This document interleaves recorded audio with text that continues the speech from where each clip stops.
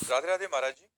महाराज जी, आपके साथ एक विचित्र हो रहा है कि 2-3 घंटे जब जप में या ध्यान में बैठते हैं तो इनको ऐसा लगता है कि इनका शरीर जमीन से उठ रहा है ऊपर, और फिर कहीं पंखे से ना टकरा जाए ऊपर छत वाले। एको बार टकराया?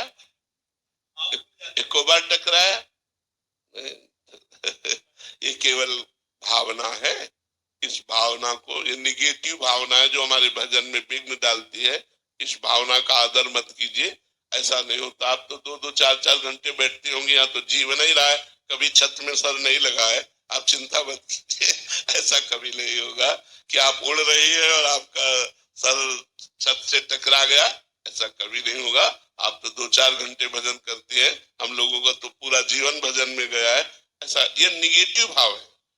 भजन में निगेटिव भाव, नकारात्मक भाव है। कहीं मैं ऐसा ना हो जाऊं, कहीं मैं ऐसा ना हो जाऊं। ऐसा नहीं होता। भजन बुद्धिमान बनाता है,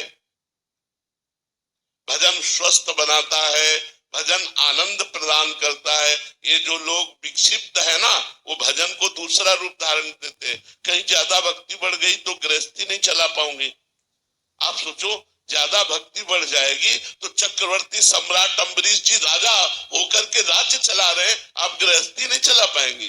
भक्ति पागल नहीं करती, भक्ति प्रवीण करती। देखो, हनुमान जी को कहा गया ज्ञानी नाम अग्रगण्यम बुद्धिमताम वरिष्ठम। क्यों? क्योंकि भगवान के भक्त है।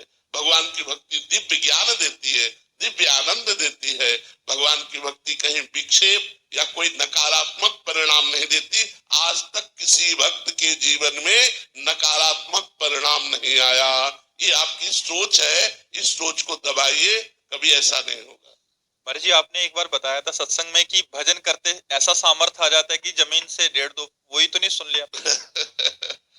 वो ऐसा होता है कि जैसे सिद्धासन है, और जब सिद्ध होता है तो एक बीता जमीन से आसन उठ जाता है।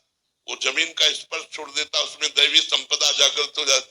वो लाखों कोई योगियों में, लाखों योगियों में कोई एक ऐसा थोड़ी है कि सब कोई आसन लगा हुए और जमीन से उठ जाए।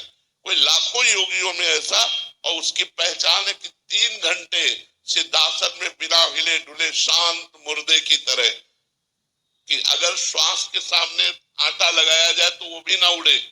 इतनी श्वास मंद चल रही है, कंट्रोल प्राणों का हो गया है, और तब वो उसमें देवत्व आता है। वो एक बीता अपने आसन से ऊपर उठ जाता है, वो सिद्ध पुरुष की तरफ जाता है।